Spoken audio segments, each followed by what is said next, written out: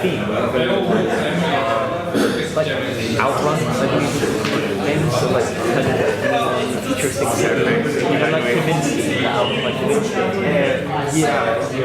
the Drive soundtrack. Pretty much. Oh, right, yeah, okay. Hello everyone. Thank you all for coming along tonight. Tonight I will be giving a hopefully fairly brief presentation on public speaking. And then we've got, I think, 4 groups who have stuff they would like to show off, with a couple of PowerPoints and a prototype as well, or 2 prototypes. Should be good. And then afterwards, if any of you guys have having any questions or having any difficulties with your slides, you'd like to maybe put a couple questions forward. Hopefully someone in here can help you. So, without further ado, public speaking. So, you might be wondering, who does this guy think he is, thinking he can tell me how to do public speaking? I think that every day. I've actually got quite a lot of experience in public speaking. It's one of the reasons why I ran for president of GDS in the first place. When I was in high school, I did a fundraiser for the Teenage Cancer Trust, which involved talking to people all day, advertising a stall, getting donations, stuff like that. I've done various presentations to groups of upwards of 150 people, stuff like that. Probably more than that, actually. But yeah, so I've got quite a lot of experience, and GDS as well. So I imagine many of you are wondering, why should I care about public speaking? I don't want to speak to anybody. I just want to sit and code all day. I know I do.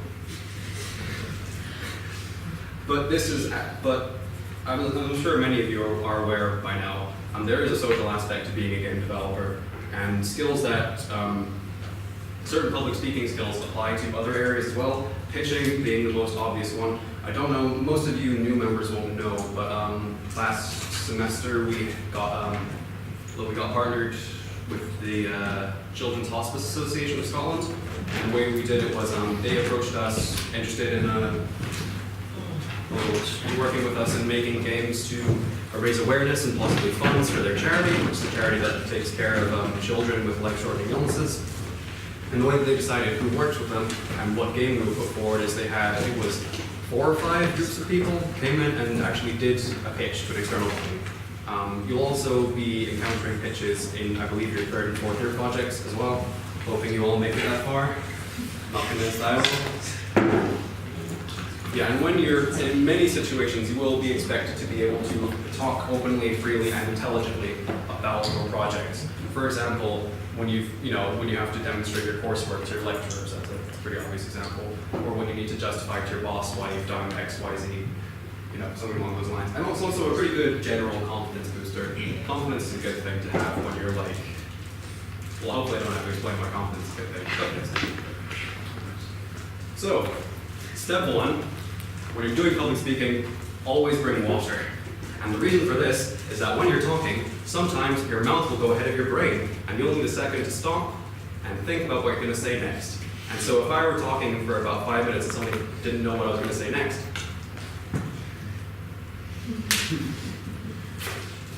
this keeps the windpipes clear and gives you a much needed opportunity to think ahead. Always, one point though, always bring water. Don't bring fizzy drinks, because the last thing you want to do is be midway through your big meeting and then suddenly you start gargling Pepsi in your lungs. That burns like hell, so bring water. Always be prepared, because the best way to sound confident, sound like you know what you're doing, even if you don't, fake it till you make it, best way to sound like you know what you're doing is to be as prepared as possible.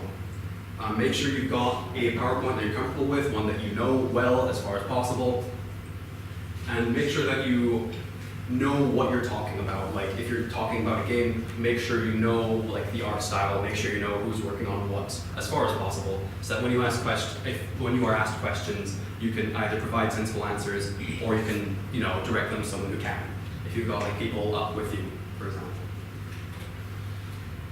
Slides should be prompts, right? Unless you're in a situation, like if you're a lecturer, for example, and you want to upload the slides later for our students to use as notes, then generally speaking, you kind of want to keep your slides short. You don't want to have too much on the screen, and you don't want to be sat here, you don't want to be sat here reading a paragraph all day. You don't want to be sat here reading a paragraph for 20 minutes, not looking at anyone, pretending they're not there. You want to just have like good, concise things that will prompt you will help you to remember what exactly it is you're talking about, and then you talk around them. And if you're prepared and you know what you're talking about, then that is more than sufficient. Hello.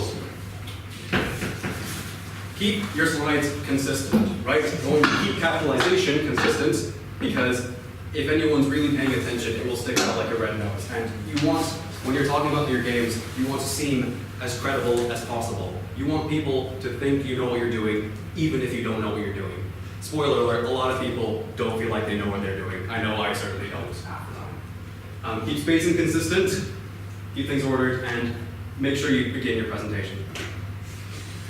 So, this is a big point.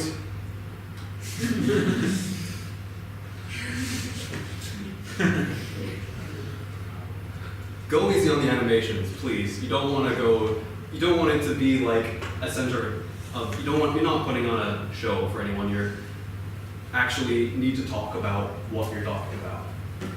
And the focus of your presentation should be the content, not the animations or the transitions. No matter how cool they are. I didn't know that PowerPoint 2016 had that until last night. So, when you're talking to a large crowd, sometimes I see people making mistakes where they don't know where to look while they're talking. So, here is a simple thing that I put together. This mostly applies to larger groups, but if you are struggling with perhaps confidence, or you're just nervous as hell, which I always get, hello? Then it might be an idea, don't look at people directly. Rather, look at a space above the back row. That way, if you keep it fairly low, then it looks like you're looking at people, but in reality, this is a little sheet to help you get by. And then every so often you like duck down and look at people.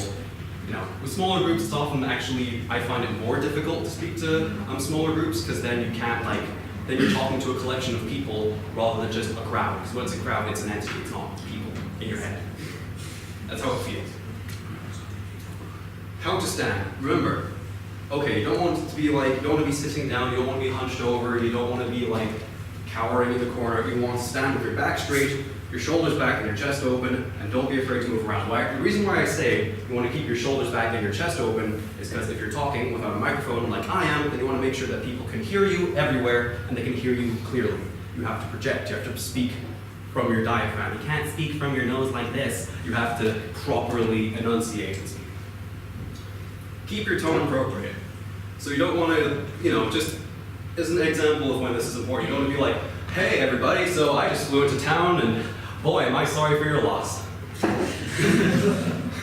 You want to, an example of this was one of the classes that I gave a presentation to. The teacher left the room and I took it as the opportunity to get a little bit jokey, but when I stopped being jokey and tried to get back to the actual core of my presentation, which was important stuff, none of them took me seriously. My own fault, it was a learning mistake, but learn from my mistakes. Don't make them yourself if you can help it. Keep consistent as possible. Yeah, and when you're answering questions, the best thing is to know your subject in the first place. Drink your water if you need some time. If you have teammates, remember there might be someone who can talk about it more knowledgeable than you are. Like if you're the lead programmer and they're asking about art design and how they use XYZ brush, or whatever artists do, avoid trying to answer for them if they're in a better position to answer. Of course, you do encounter problems where people are less comfortable with speaking than you are, but sometimes you just have to let them go through trial by fire. And don't be afraid to answer with, we're working on it. If they say something like, have you done this? Like, I didn't even consider that at all. I'm working on it. So yeah, does anyone have any questions or any comments they'd like to make? Any bits of advice they'd like to share? Anything? Nope? Great. So, one last thing. This is personal preference, but I quite like to end with a slide that says, thank you for your time, thank you for listening to me, who has far too big an ego and thinks he can talk to people about public speaking. And even if it's not gone well, I do suggest that you do say thank you, even if you've got something a little bit different on you. So yeah, thank you all very much. Now, thank you. Big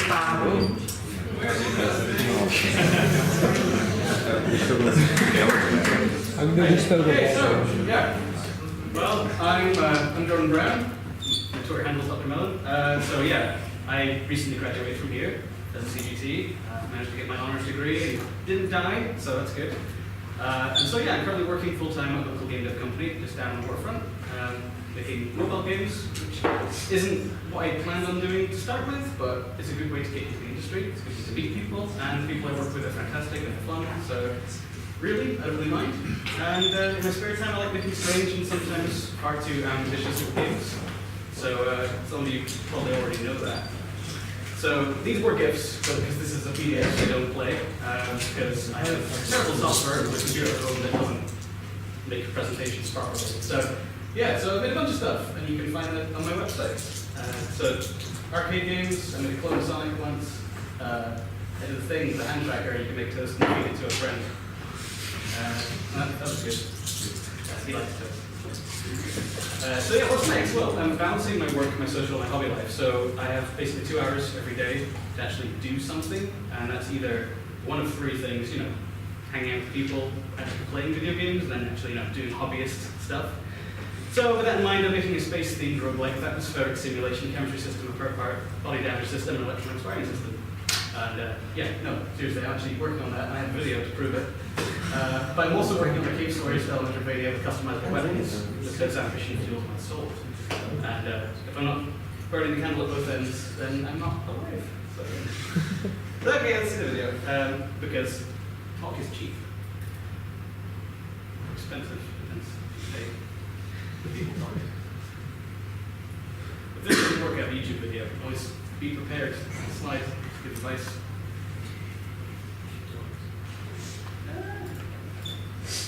Okay. So yeah, basically, so it's got a top-down arcade style movement, and so I've got some nice little UI stuff for how much air and health you have, because those are the 2 things you need in space. So one thing I like to do when making games is I have a toggleable debug mode that'll show you things like controller inputs. So I'm making this with a twin stick system. This also helps when you're rebinding stuff to keyboard controls on PC, so you can make sure that it works. So buttons for hiding, menus and stuff, and you know, you can like wiggle the sticks around and make them look like eyes, which is kind of fun. That's good. So the things that are done in the game right now are basic movement, map stuff, background stuff, control stuff, and atmospherics. So there's no air. I don't have pressure yet, so you can't get sucked out into space, but it will slowly start to kill you.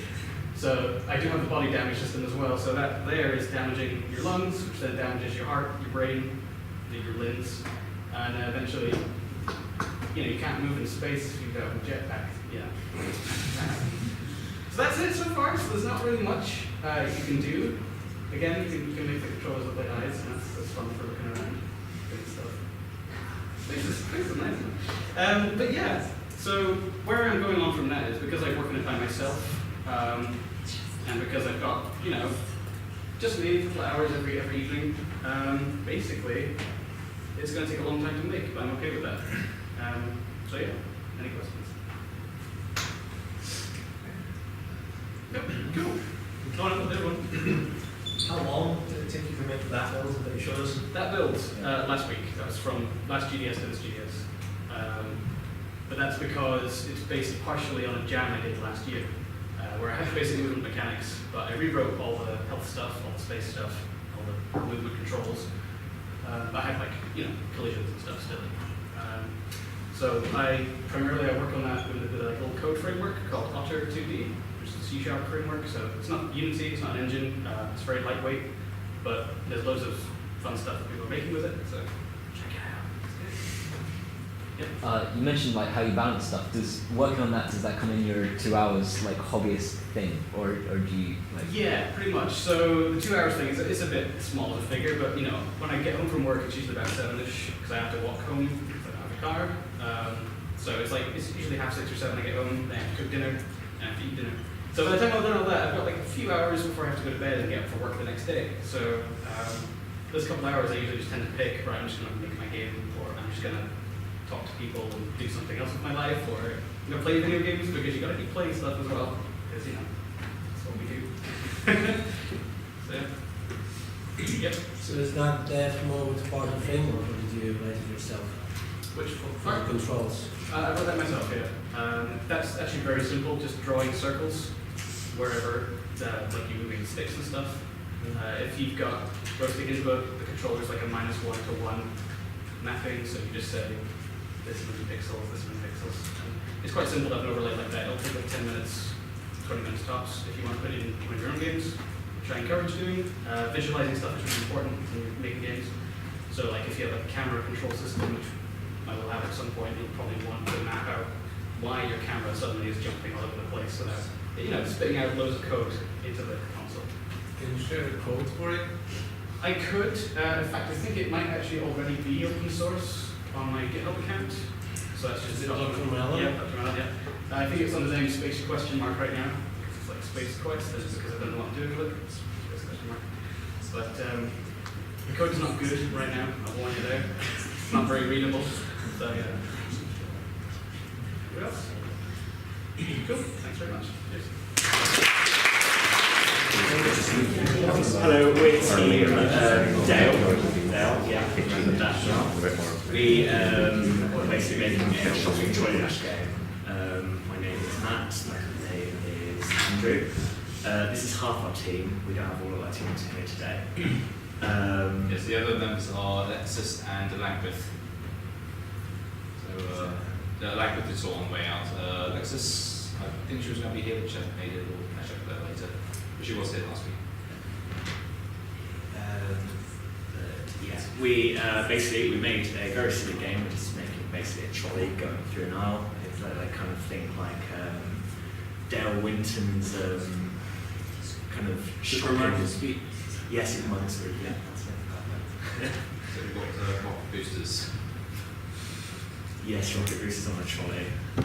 Well, someone sat in the trolley, kind of scooping things into the trolley, or avoiding obstacles. And that's basically kind of my main concept. It's like a tilt. So it's basically kind of a what's the game called?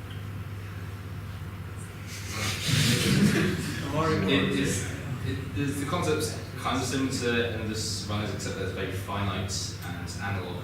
The idea is also to use tilt controls to control the shot controller. Should we show the rules? Yes, show the middle. This is quite bare bones. Demonstrates exactly.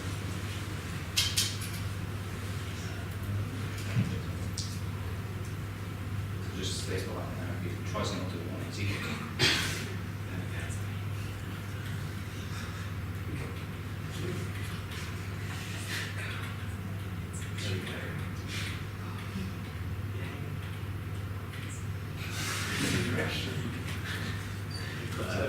Half of the better pictures and more cash to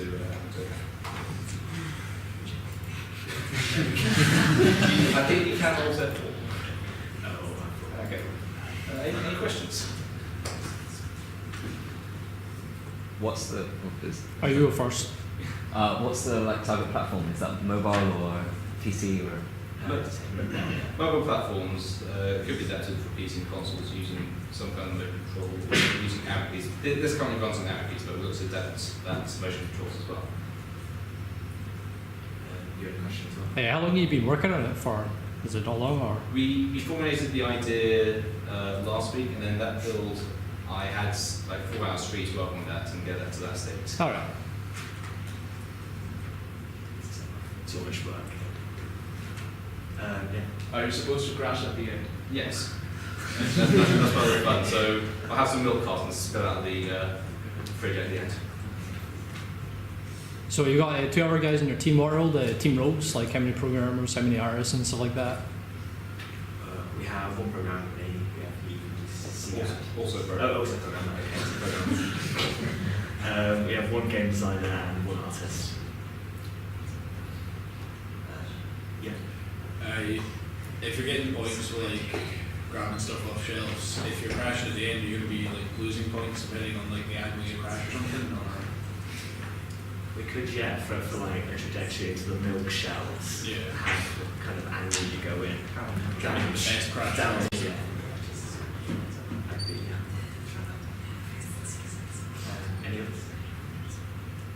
would you be interested in maybe like if I could help like supply maybe some kind of really chilled like supermarket music that like speeds up it as it gets more intense?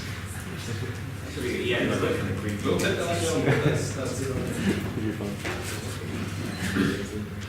We'll probably have like 2 tracks playing simultaneously, just flip to the other fast paced track. Or heavy one.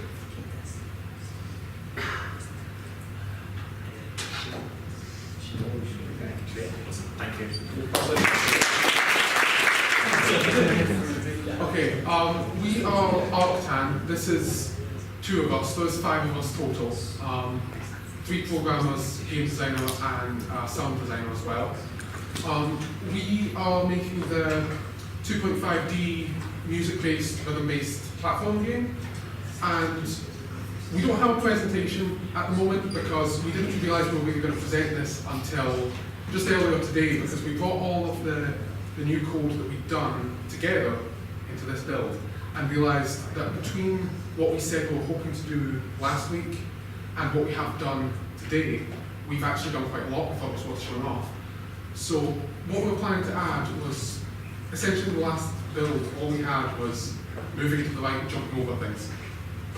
We'll plan on adding the ability to attack enemies and slide over objects. Also, we want to add power-ups at some point as well, and we've got most of that done to a working sort of level. So we thought we would show off. We've done a few like other sort of smaller fixes as well with things like camera and movement, and so we thought it'd be worth showing off. It's the sound up, because it'll make that. Still Sector All-Star from last week. But it's kind of going really well. Hopefully that works. Okay, so this is what we have. You can also get hurt. Somebody once told me the world is gonna roll me. I ain't the sharpest tool in the shed. She was looking kind of dumb with her finger in the thumb and the tip of the relish on her forehead. Well, it's like they don't stop coming. Yeah, that's what we're going for.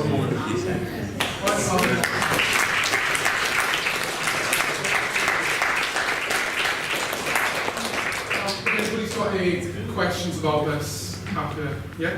It went transparent at some point. That was the damage. So when you take damage, we're going to add a feature where you get pushed back a bit, and then we'll have to build back up to the sort of line where players are over time. And when you go transparent, you can't pick up like points and objects, and so you will miss out on score, and you'll probably lose some score as well. Yeah. This might be a stupid question, but when you're damaged, you're pushed back. Won't that mean you're like off the beat? Yeah, we've considered this a lot, and so we're going to have it that if you. Sorry? It's in. What, the movie? Yeah. Oh, we can discuss changing that bit. Were you not there? We were discussing that. If you get pushed off screen, you're going to die and then respawn in the next checkpoint, which will be on beat. But if you get pushed back a bit, you will be off beat, which is sort of another punishment for failure. And you will, when you're behind, you will speed up slightly so that you will get back on beat. But while it's off beat, you'll have to still avoid the obstacles to get back there. That sounds like it would make the game like exponentially hard, because you're like used to keeping on the. I mean, if like you think about it in terms of like other rhythm games, like if in Guitar Hero you like miss a note and then suddenly you're behind, you have to then work out how far behind you are. I know it's a slightly more simple and less fast-paced game than that, but like I feel like it would make it much harder. Yeah, we've not tried that at the moment. Right now, what we have is you can get pushed back, and when you do, like if you get pushed back by something you had to jump over, and then you jump over it, you quickly move back to where you were, and then you're on beat again. That would make sense, yeah. But We've not tried the slower one yet, so we're going to try both and see just what works better. We have thought of that though, so that's something we will try out. But yeah, get to it. Yeah.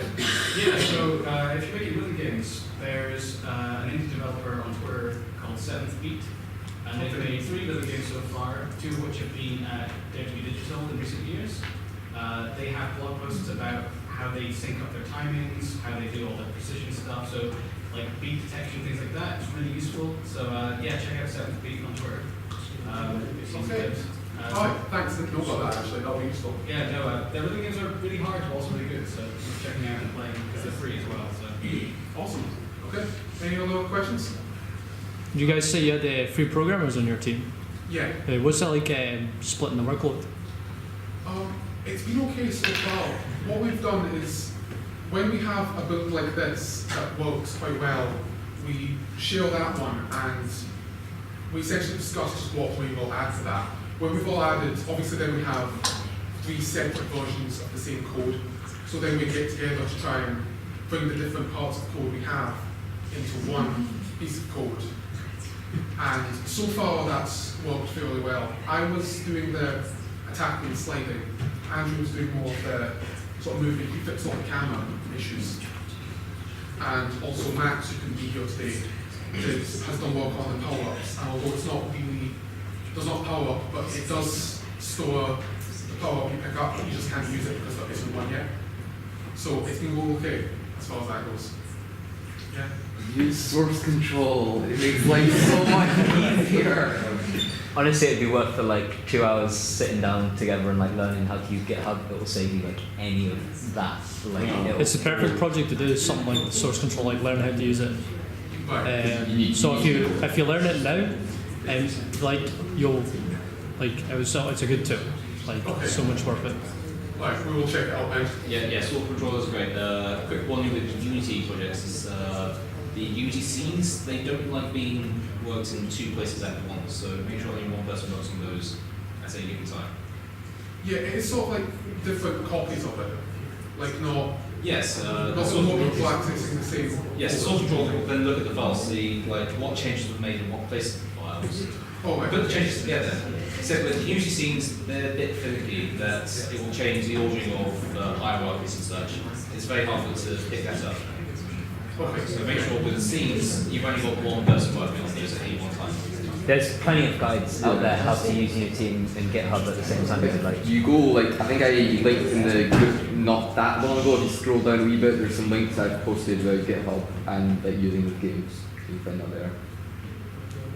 Alright, yeah, we'll check that out. Any other? Yeah? If you're going to use source control with Unity, you can set Unity to make all of its settings and the level and stuff text serializable, which will mean that you can actually merge them without horrible pain trying to merge primary, which just won't work. So if you're going to go down that route, look up Unity text serialization. I would recommend using it. Source control will really, really help you. Yeah, that's not very good. So we'll definitely use source control now. Was that any more questions? Yeah? I was just curious about where the music style is going. Like, it's one of you that makes the music, right? That's John. Yeah, John. Yeah, so what is it, like electro music, some rock, progressive stuff? He's kind of Some experimenting with some stuff. When we first came up with the idea, what we suggested was a sort of fantasy medieval art style. And so he was going to do sort of fantasy medieval style music. But as he was playing around with stuff, he said that he doesn't think that will work as well. And since we don't currently have an art style, we can go in any direction with that really when we get to it. So he's been trying out some stuff, and so far he has sent us like a small like sort of sample of music that he's working on, and sort of quite upbeat techno type of thing, but it's in no way finished, and so we're kind of just like see where he wants to go with that, because since we don't have an art style, we don't need to match up to anything right now, and so we're just anything that fits with the style of the game, we're happy with. Yep. So you said you've got 3 programmers and a sound guy, is that correct? And designers. And designers, right. Yeah. So how are you planning on dividing up the work for the artistic assets? We are still hoping to find like specific artists. I contacted someone I knew who did to see if he can either help us out with the art or like send a message to someone who knows who might be able to help us with the art. If not, we did actually, Max was making, he's made a 3D model of a guitar and started a 3D model of a drum set, which looked really good. And so, if we don't find a dedicated artist, we will just sort of get together, see who feels they can do what, and try and work through it ourselves. We're hoping it doesn't come to that because none of us are artists. So we'd like to find a 3D modeler animator to do that art. Thank you. Right, anyone else? No? Okay. Hello. Right, we're doing sports too, so we remember that. It was last week, not that long ago, well done. Channel made it, but it does still exist. I've got a shirt, it's honest. Because I got to click my own buttons, like a porter. Recap. We're doing a sports game, right? Air hockey, volleyball, basketball. Exactly realistic. 2K is very interesting. Oh yeah, well, I had menus. This is a gift where the menu's not working very well. I won't worry about that, because they work now. I just like, I ain't gonna GIF it again, you can't make me do it. Oh yeah, I made this presentation like about an hour ago. So we have 3 sports in the game. We want more. We're going to put in this sport. Remember this sport? Remember, we were at school, we always loved playing this sport.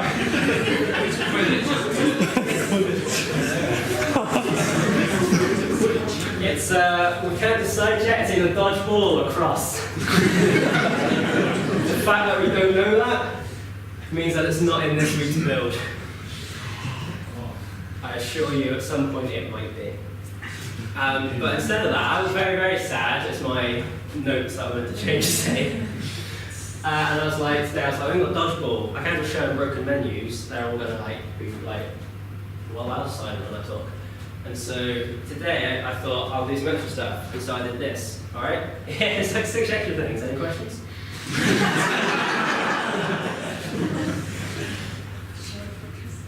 You're thinking there's more to the presentation. Any questions?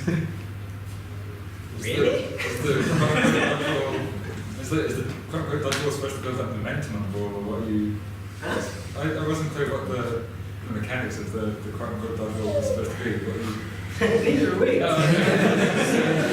So the idea is like, I was like, dodgeball, how does dodgeball work? Right, it's kind of like Hungry Hippos, isn't it? You got the ball, and you're like, and then what Hungry Hippos is lacking is that sort of violence. Isn't it? Have you ever played Hungry Hippos with me? At the zoo. And so it does the grabbing, Hungry Hippos, bit of dodgeball, and then what's meant to happen when this kid flips around is you're meant to have the ball and you spin it around and you sling it. Again, like whatever you want it to be. But don't do that, as you'll see, I spin, I release, and the ball stays there. And that's not very exciting for dodgeball, because it just means you've got to just not run into it. And also, apparently, lacrosse is a sport.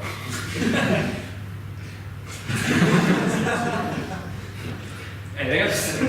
Hello. What's the 3rd button in the menu? Question mark.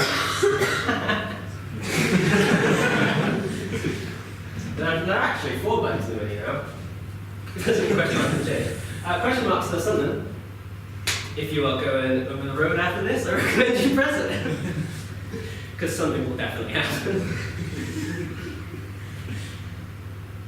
Anything else? Oh, here we go. Yeah. So, I'm looking at this GIF, and there's more players. Yeah. Does that mean you got teams? You got teams in? Yes, it does. What that means? Right, so when you click the rematch button, it's meant to be like, alright, we'll like make another one, won't we? Yeah. At this point, it wasn't going, it was going, don't worry about the sport that's currently there. Let's make another one. You press rematch 5 times, you play in air hockey 5 times. 5 times the players, 5 times the balls, 5 times the goals. It's not currently in there, we're just going to call it super air hockey. And you know, it doesn't do that now, but it will. Hello. Hi, I'm sorry, just that gif of what might be lacrosse reminded me of, you know when you did those games where you like had an egg and spoon, or like a lime and spoon, we consider doing something like that where you have to like knock the players, get them to drop their thing, and try and make it to the other end of the screen. That's my understanding of what lacrosse is. And I refuse to search it up. And I refuse to listen to anyone explain to me how the actual sport lacrosse works. It's got like a net, which you could put eggs in. Egg and lacrosse. Callum isn't here and that upsets me. But yeah, any more questions? Excellent. But yeah, no, if you're going across, you'll be able to try whatever the hell these 6 things are. I wouldn't look at them too long. I did it in about 20 minutes. It was very distressing. The end. So we have like a quick tour on art that George Rankin made for our game. This is all just concept art.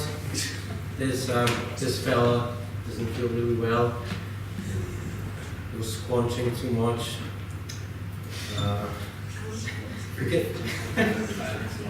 You can read excessive comments of George. Maybe someone will finally read them. I haven't. So this guy is apparently really sick. Those are the ideas for the space whales, by the way, in case you didn't get it apart. You made also those silhouettes here, which you can basically see. So,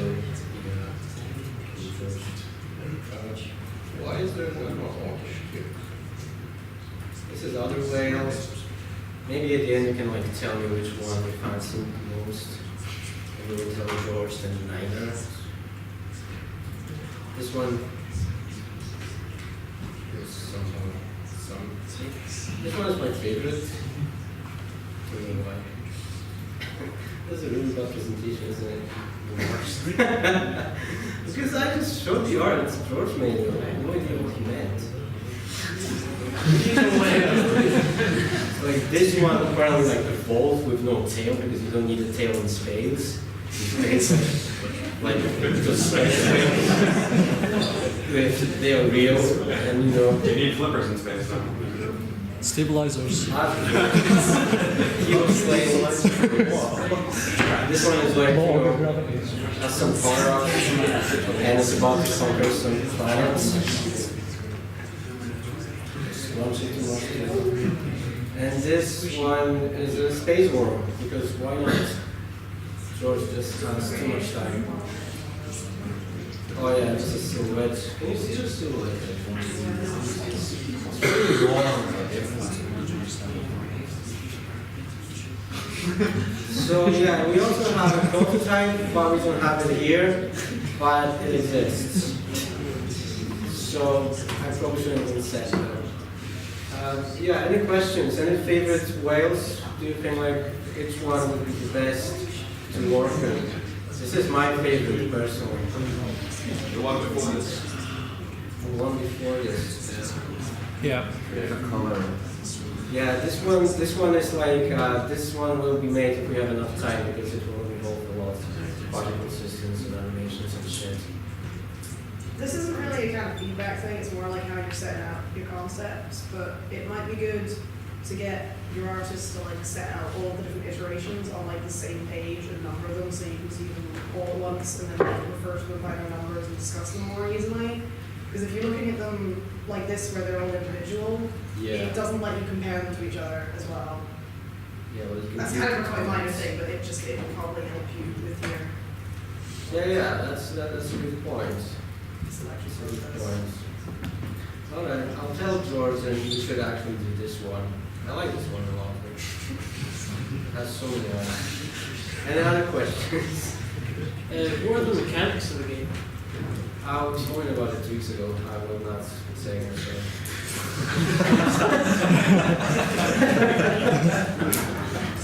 I appreciate the question.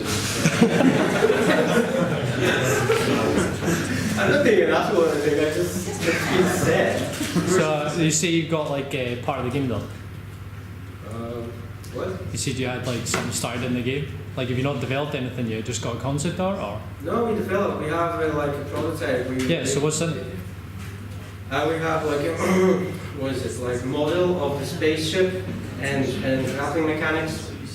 And that's it. All that's left gameplay-wise is to make it like an infinite runner, make the asteroids move, have whales move and reallocate or delete themselves and appear again behind the player.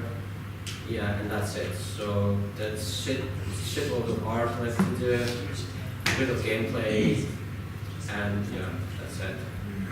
So for now it's just like a mesh of the spaceship and grapple mechanics done. It's actually happening. It's not like you're just throwing your stage there. Okay, I reckon there's no more questions. That was a little bad presentation, but I apologize, I didn't remember it all. So yeah, thank you.